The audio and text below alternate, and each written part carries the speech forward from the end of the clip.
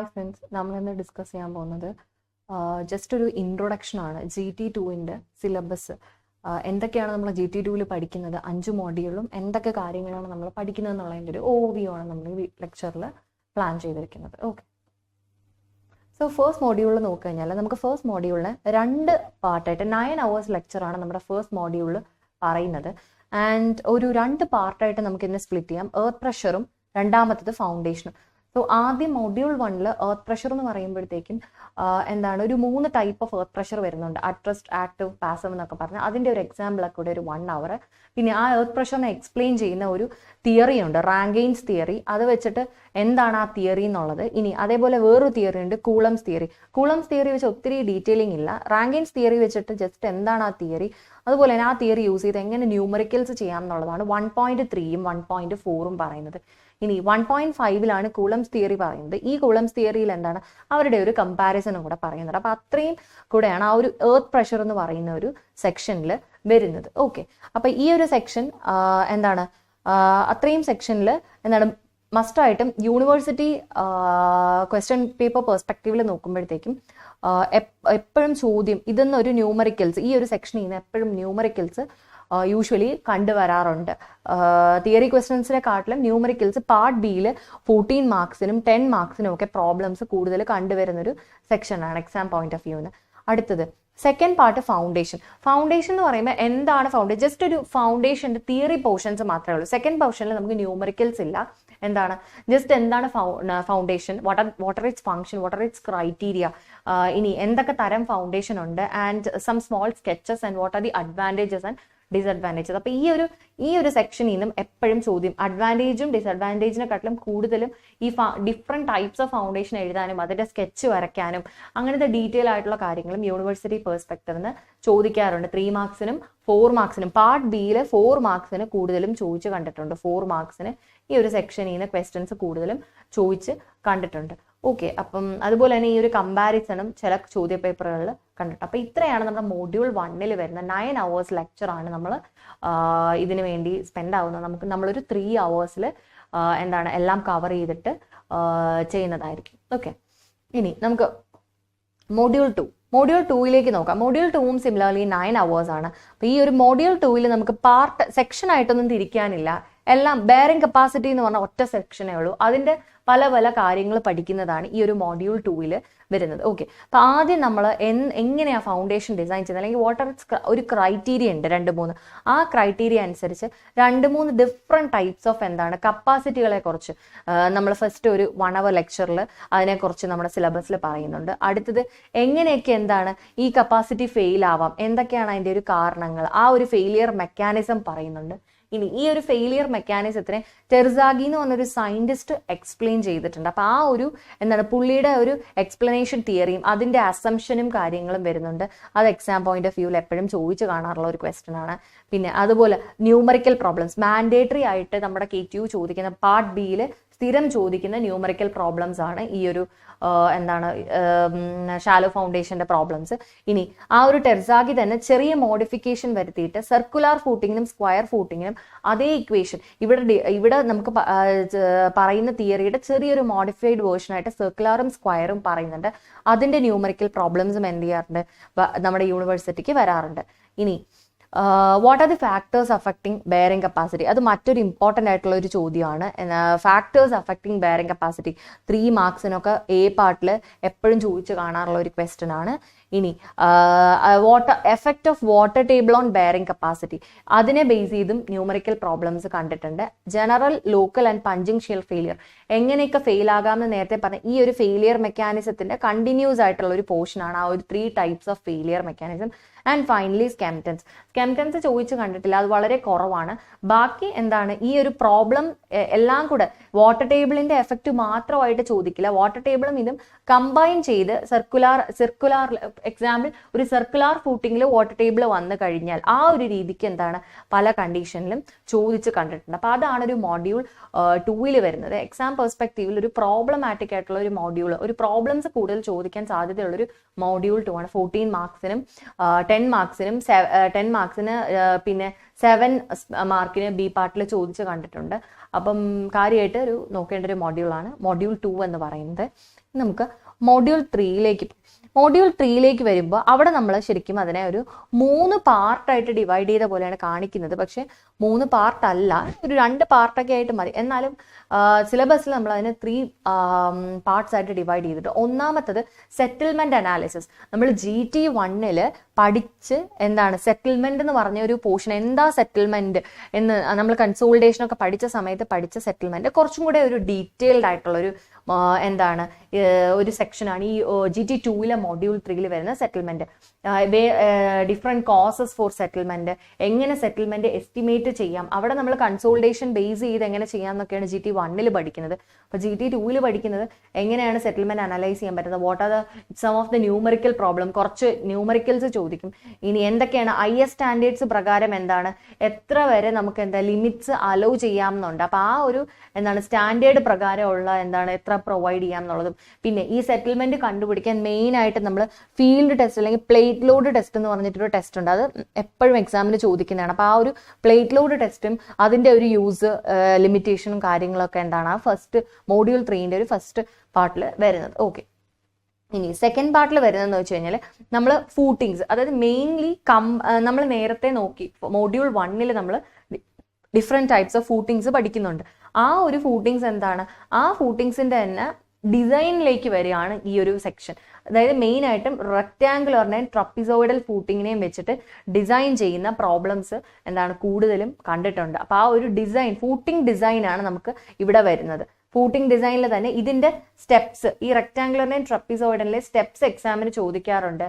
ന്യൂമറിക്കൽസും എക്സാമിന് ചോദിച്ച് കണ്ടിട്ടുണ്ട്. ഓക്കെ, സോ നമുക്ക് ഒരു മൊഡ്യൂൾ തന്നെ പാർട്ട് ബിയിൽ എന്താണ് 2 ക്വസ്റ്റ്യൻ നമുക്ക് കിട്ടും 14 മാർക്സിന്. അപ്പോൾ ഒരു പാർട്ടിൽ ചിലപ്പം സെറ്റിൽമെന്റും ഫൂട്ടിങ്ങും ആണെങ്കിൽ അടുത്ത പാർട്ടിൽ ഫൂട്ടിങ്ങും താഴത്തെ റാഫ്റ്റും ആയിരിക്കും ചോദിക്കുന്നത്. അപ്പം ഇതും ചോദിച്ച് കണ്ടിട്ടുണ്ട്. Footing subject to eccentric loading ചെറിയൊരു തിയറി പോർഷനാണ്, പക്ഷെ നമുക്ക് അധികം ക്വസ്റ്റ്യൻസ് കണ്ടിട്ടില്ല. ഇനി റാഫ്റ്റ് ഫൗണ്ടേഷൻ എന്താണ് എന്നൊക്കെയുള്ളത് നമ്മൾ മൊഡ്യൂൾ 1 ഡീറ്റെയിൽ ആയിട്ട് ഡിസ്കസ് ചെയ്യുന്നുണ്ട്. അതൊരു ടൈപ്പ് ഓഫ് ഷാലോ ഫൗണ്ടേഷനാണ്.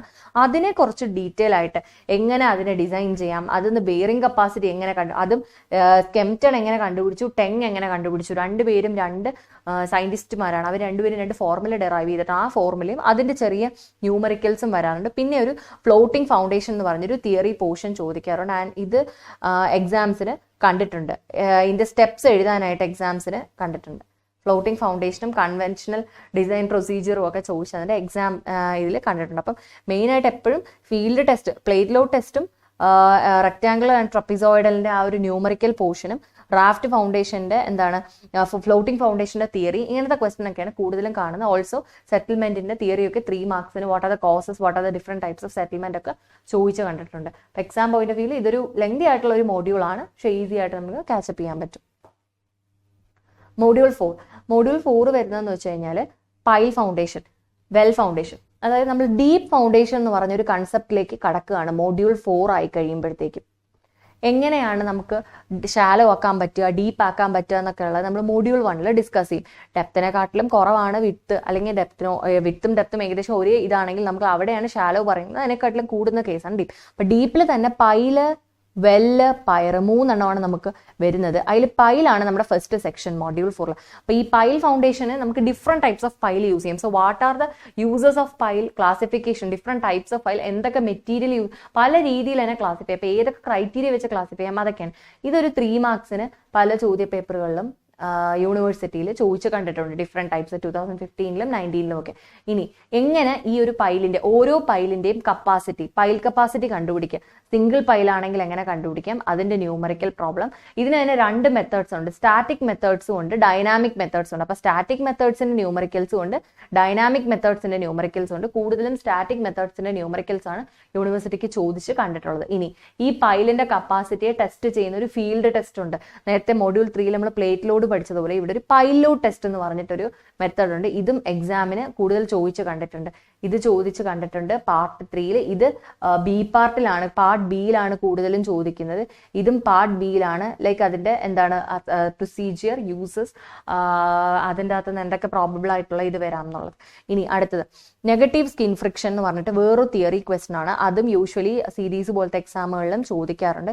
ഇനി ഈ ഒരു പൈല് ഗ്രൂപ്പ് ആയിട്ട് വരികയാണെന്നുണ്ടെങ്കിൽ അതിന്റെ ഗ്രൂപ്പ് കപ്പാസിറ്റിയും എന്താണ് എസ്റ്റിമേറ്റ് ചെയ്യേണ്ടത് എങ്ങനെയാണെന്നുള്ളത് നമുക്ക് ഈ ഒരു മോഡ്യൂളിൽ ഡിസ്കസ് ചെയ്യണം. ഇനി നെക്സ്റ്റ് പാർട്ട് എന്ന് പറഞ്ഞാൽ വെൽ ഫൗണ്ടേഷൻ. വെൽ ഫൗണ്ടേഷൻ അതൊരു വേറൊരു തരം ഡീപ്പ് ഫൗണ്ടേഷൻ ആണ്. അപ്പൊ അതിന്റെ ഒരു ഫിഗർ എപ്പോഴും ചോദിക്കാറുണ്ട്. ആ ഒരു ഫിഗർ സ്കെച്ചും ആ സ്കെച്ചിന്റെ പാർട്സും ഓരോ പാർട്സിന്റെ ഫംഗ്ഷനും വെച്ചിട്ട് ചോദിക്കാറുണ്ട്.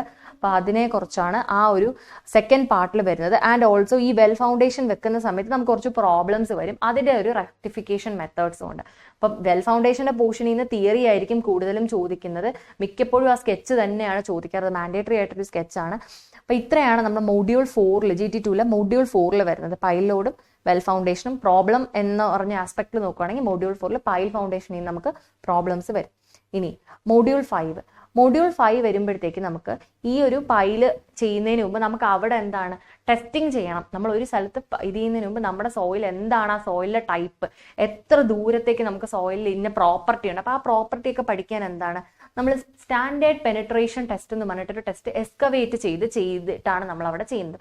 അപ്പൊ ആ ടെസ്റ്റിനെയും എങ്ങനെയൊക്കെ നമുക്ക് സൈറ്റിനെ അപ്രോച്ച് ചെയ്യാം എന്നുള്ളതും സൈറ്റിൽ എത്ര ഡെപ്ത് വരെ പോവാമെന്നും സൈറ്റിന്റെ ഡീറ്റെയിൽസ് എടുക്കുന്നതിനെ നമ്മൾ എന്താണ് ഡെപ്തിലേക്ക് പോയി ഡീറ്റെയിൽസ് എടുക്കുന്നതിനെ ബോർ ഡേറ്റ എന്നും ബോർ ഹോൾ എന്നും ആ എടുക്കുന്ന ഹോളുകളെ നമ്മൾ ബോർ ഹോൾ എന്നും അങ്ങനെയൊക്കെ നമുക്ക് ഒരു ഏരിയ മുഴുവൻ കുഴിച്ച് ഫൗണ്ടേഷൻ എടുത്തു കഴിഞ്ഞിട്ട് താഴെ പോയിട്ട് അയ്യോ ഫൗണ്ടേഷൻ കെട്ടാൻ പറ്റില്ല അങ്ങനെ നമുക്ക് പറയാം. സോ ഒരു ചെറിയ ഒരു ബോറ് നമ്മൾ കുഴിച്ച് നോക്കിയിട്ടാണ് അവിടുത്തെ പ്രോപ്പർട്ടി ചെയ്യുന്നത്. അപ്പൊ ആ ഒരു ഡിഫറെന്റ് ടൈപ്സ് ഓഫ് എന്തൊക്കെ നമുക്ക് ചെയ്യാം, എങ്ങനെയൊക്കെ ബോർ ചെയ്യാം, എന്തൊക്കെ ബോർ ചെയ്യാനുള്ള എക്യുപ്മെന്റ്സ് ഉണ്ട്, അതിന്റെ ടെസ്റ്റ് SPT, അതുപോലെ തന്നെ എന്തൊക്കെ സാമ്പിൾസ് നമ്മൾ അതിൽ നിന്ന് കളക്ട് ചെയ്യാനുള്ള സാമ്പിൾസ് എന്തൊക്കെയാണ്, അതുപോലെ തന്നെ ഇനി കുഴിക്കുന്നില്ല നമ്മളിപ്പം കുഴിച്ച് ചെയ്യുന്ന നമുക്കൊരു എന്താണ് കോസ്റ്റ്ലി ആയിട്ട് നമുക്ക് ഒരുപാട് TDS പ്രോസസ് ആണ്. നമുക്ക് ജിയോ ഫിസിക്കൽ അല്ലാണ്ട് നമ്മൾ പുതിയ സെൻസേഴ്സ് ഒക്കെ യൂസ് ചെയ്തിട്ടുള്ള ഒരു മെത്തേഡ്സ് ഉണ്ട് ജിയോ ഫിസിക്കൽ. അതിനെക്കുറിച്ചാണ് നമ്മൾ ലാസ്റ്റ് പഠിക്കുന്നത്. അപ്പം ഒരു ബ്രീഫായിട്ട് ഇത് പഠിക്കാറുണ്ട്. അപ്പം മെയിനായിട്ട് SPT ഇതിൽ നിന്ന് ചോദിക്കാറുണ്ട്. അതിൽ നിന്ന് ന്യൂമറിക്കൽ പ്രോബ്ലംസും എക്സാംസിന് കണ്ടിട്ടുണ്ട്. പിന്നെ അതുപോലെ ഡിഫറെന്റ് ടൈപ്സ് ഓഫ് സാമ്പിളേഴ്സും സാമ്പിൾ പാരാമീറ്റേഴ്സും അതും യൂണിവേഴ്സിറ്റി പോയിന്റ് ഓഫ് വ്യൂവിൽ ഇതാണ്.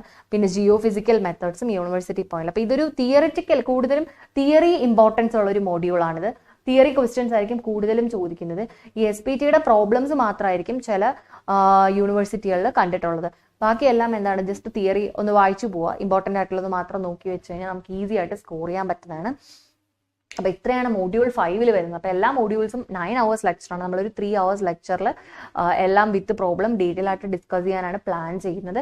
അതുപോലെ തന്നെ നമ്മൾ എന്താണ് പ്രീവിയസ് ഇയർ ക്വസ്റ്റ്യൻസ് ഡിസ്കസ് ചെയ്യുന്നുണ്ട് ഓരോ മൊഡ്യൂളും ഇൻഡിവിജ്വൽ ആയിട്ട്.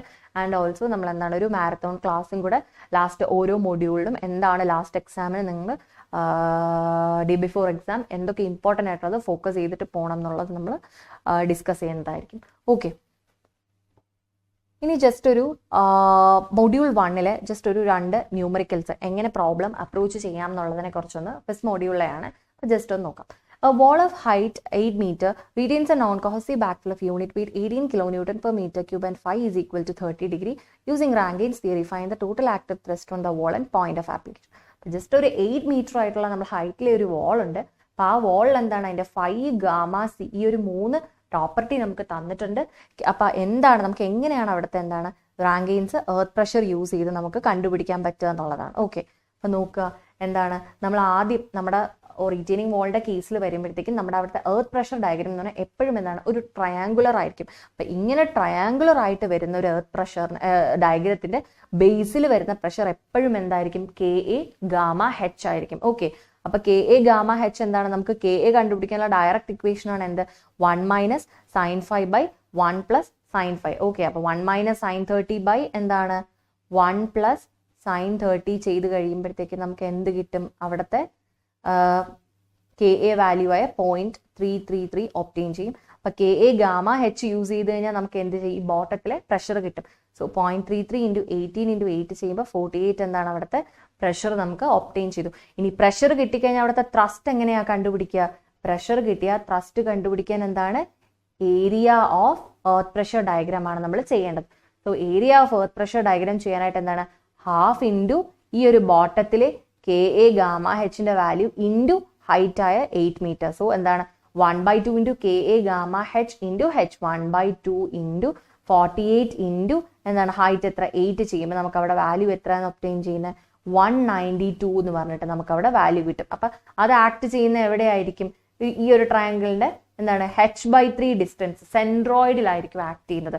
സോ അവിടുത്തെ y ബാർ എന്ന് പറയുന്നത് നമുക്ക് എത്രയായിരിക്കും ഒബ്റ്റെയിൻ ചെയ്യുന്നത് h/3 അല്ലെങ്കിൽ 8/3 എന്ന് പറയുന്ന സ്ഥലത്താണ് 2.667 മീറ്റേഴ്സിലായിരിക്കും അത് എന്ത് ചെയ്യുന്നത് ആക്ട് ചെയ്യുന്നത്. ഓക്കെ, അപ്പൊ ഇങ്ങനെയാണ് നമ്മൾ മൊഡ്യൂൾ 1 എന്താണ് റീറ്റെയിനിങ് വാളിന്റെ ടോട്ടൽ ത്രസ്റ്റ് കണ്ടുപിടിക്കുന്നതും and also point of application. It's just നമ്മൾ അവിടുത്തെ ഏരിയ താഴത്തെ പ്രഷർ കണ്ടുപിടിക്കുക, അവിടുത്തെ ഏരിയ കണ്ടുപിടിക്കുക ആൻഡ് എവിടെയാണോ ആക്ട് ചെയ്യുന്ന പോയിന്റ് ട്രയാങ്കിളിന്റെ സെൻട്രോയിഡ് ആയതുകൊണ്ട് തന്നെ ബേസ് ചെയ്യുന്ന h/3 നമ്മളത് കൺസിഡർ ചെയ്യേണ്ടത്. ഓക്കെ, അപ്പൊ ഇത്രയാണ് നമ്മൾ ഈ ഒരു ലെക്ചറിൽ ചെയ്യുന്നത്. അപ്പോൾ താങ്ക് യു.